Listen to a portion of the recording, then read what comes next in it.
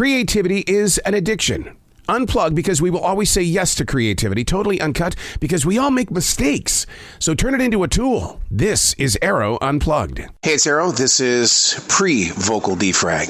This is where you take from what has been written and you build upon it. I'm sitting inside the house overlooking this forest in South Charlotte right now. Before we take that transition walk, I just want to kind of set us up a little bit as to where we're going to be growing and maybe asking different questions about things that move through us. So while I was writing during my morning pages this morning, this thought came to me. I've got what they've got, everything but each other. Physically being in a blind ambition. I'm going to repeat that one more time. I've got what they've got, everything but each other. Physically being in a blind ambition. And right away, I started questioning myself, wondering why such a thought would even move through me. And what I came up with an answer on paper was because I know the soul of the story. People do come here to fit into everything that America is, but those who are already here don't see it. So back to that original quote, okay?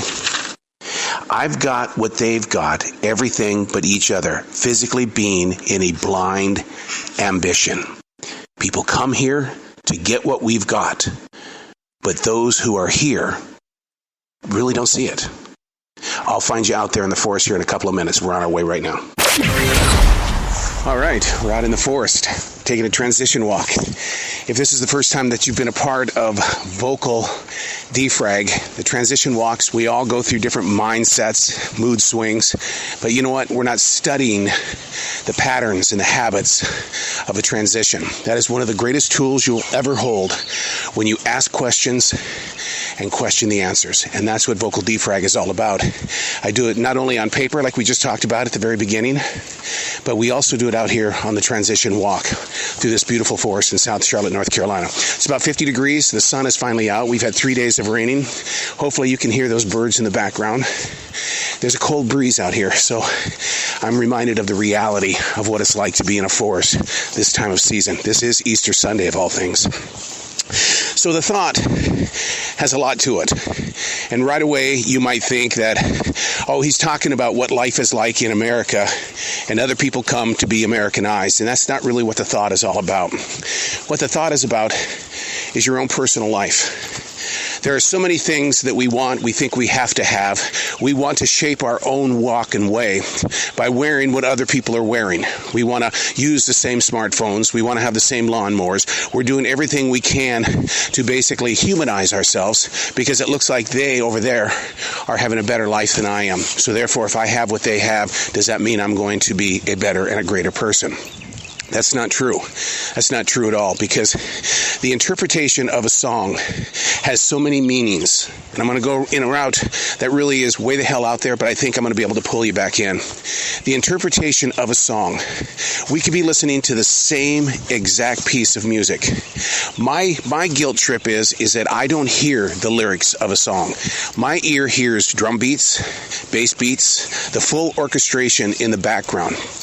I don't hear lyrics. So therefore, my interpretation is, man, listen to the way that it was blended together, the harmonies of so many different instruments, the harmonics and everything that was really required to bring it forward. Whereas you might be going, man, that's a love song. I mean, that had to be the saddest love song that guy had ever written. So in a way, it's like that in itself is kind of like a judgment call in the way that I would love to be able to sit down and listen to a piece of music because of the lyrics. And you might be saying, well, man, I didn't even know that was taking place with that drum roll, or why that cymbal had to be hit. And what happened? Why did the engineer blend it there? Very deep questions. Maybe you don't love music as much as I do. You see what I'm saying? This is the division. This is what, starts to happen when I've got what you've got what I've got. We have everything but each other. Why aren't we talking about it? Why aren't we talking about the indifferences? Why aren't we talking about how we can help each other get into positions of security, certainty, getting into a place of, hey, aren't we in this together? But I think that has to start with us as individuals. You've got to be able to ask the question and question the answers of yourself to be able to say, hey, I didn't know that about me. maybe I've thought about it once or twice, but I just wrote it off as just being a mood. Yeah, I was moody that day. But you know what, though? The seed has already been planted. If that reaction to something around you took place, you've already thought about it. You've already put that in a position where it was one day going to get a voice, and it happened to be in this moment where you were in transition. Did you ask the question and question the answers? Did you build upon those answers to find out, really, who is it that you are and trying to become? I've got what you've got what I've got, we've got everything but each other. And then I put on there, it's a blind ambition? Sure. I would love to feel as happy as this person over here. I would love to know how they get to that happy point. Now, being an interviewer, a conversationalist, I'm going to call you out. I'm going to ask you these questions that others are just ignoring. Instead of assuming that you're naturally happy, the truth of the matter is, you could be wearing a mask. You could be putting on a candy-coated plastic bathroom mirror smile because you don't want to deal with what's going on inside your heart. So therefore, if you act happy and people feel happy, then you yourself are living off their reflection, how they're receiving you, only to find yourself in the front seat of your car, in the bathroom, maybe at home in the living room with no TV on, and you're wondering, what the hell has gotten into me? Why can't I shake this feeling? Oh, I must be depressed. Let me take a pill. Let me do something else. Let me go onto Amazon and let me go buy something, because they've got it. I've seen it. They got it. They're wearing it. They got it. So therefore it must be making them super happy. I got to have what they've got. And then when you get it, blind ambition. Yeah. You didn't get what they've got. The interpretation. We could say the same thing about a piece of art. What you see in that piece of art versus what I see are two completely different things. I had to deal with this with my own art because I would spend countless hours on a canvas. And I made a mistake. I would ask my wife, what do you think? Hoping that she too would be in love with it as much as I was, and still am. And there was really never an art piece that she felt attached to like I did. In fact, transparency, one of my favorite pieces of art, I actually gave away to a good friend because he loved the art, whereas in my house, I was asked to remove the piece of art from the wall. And I thought, well, the best thing here is just to get rid of it. Okay, what, you think I'm alone here? You think this is all about me? It's not. Because I know something has happened in your personal life, and you've given away stuff because somebody didn't like it. You've also purchased things, and you've done things in your life. How about all these people that spend thousands of dollars to build these careers? And you know what? It doesn't pan out. But yet the person that inspired you, or the moment that brought you inspiration and or the momentum to take a chance, it looked like they were happy. It looked like they were making it. And you just wanted a piece of that. I've got it. You've got it. We've got everything but each other. Blind ambition.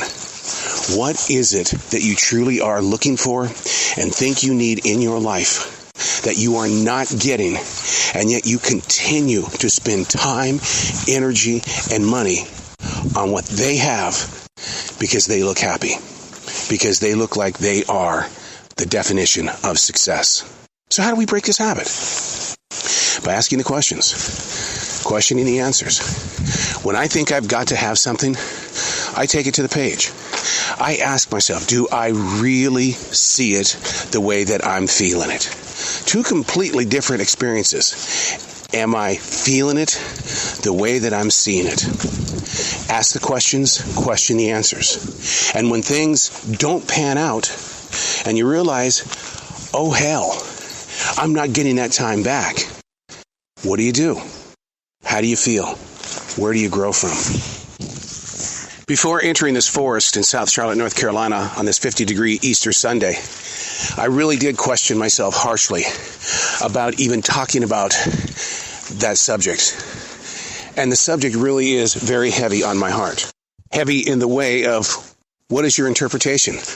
Are you going to think differently than what I do in the way of saying, hey, look, he's got a deeper story here. He's just hiding it. Yeah, he's one of those hiders when it comes to words. He's not really expressing the way that he should. And that's what you face. You face that every day when you're a broadcaster, a podcaster, a communicator, an author, a musician, that the interpretation on the other side is going to be read a different way. But what I want to do is I want to put it on your path. When you're sitting under a beautiful sun, no matter where you are on this planet, the temperature is just right. You might have a little drink in front of you. Maybe you had like a great Easter dinner. You're feeling great in that moment. Where does your mind go when all of a sudden things change your mindset? What did having a memory just do to your beautiful moment? It no longer feels like that beautiful day. Nope, gone just like that. I've got it, they've got it, we've got everything but each other. It starts with us. Do you have you? Do you know who you are? What sort of questions have you been asking all these years and you've been ignoring because you think it's weird that you would ask yourself questions? How do you bring something forward? Or do you set it aside? There is such a thing that I truly believe in, and I talk with more authors about it all the time. Hider writers. Hider writers are people who will be extremely creative with their words on a page, and then they hide it. They put it in a box. They hide it in the attic. They put it underneath their beds. They put it in the closet. And then one day, they happen to trip across it. Or, the one day, you're no longer on the planet, and your family has just found it. Oh, jeez. Yeah, you can't defend yourself now. You can't sit there and say, well, I was just trying to write a book. And what they're going to do is they're going to have their own interpretation. But if you were a little bit freer with your thinking pattern, and you shared your points of direction, there would be fewer questions from the outside world because they would have a better understanding of who you are.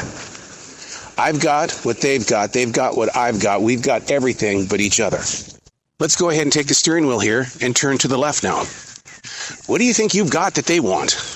Honestly, what are you carrying that you think they want? Is there something that you're projecting? What happens if you face more of the, I don't want that, because I don't want to look like that? Ask the questions, question the answers. If you've got what they've got and they've got what you've got, what do you think they want from you? What is it that they see in you that they think will benefit their lives? That's the connection or the disconnection.